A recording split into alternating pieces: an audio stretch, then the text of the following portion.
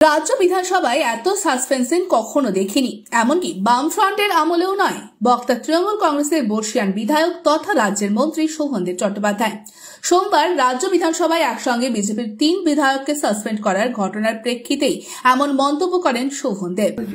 এত সাসপেনশন হয়নি, তখনও হয়নি।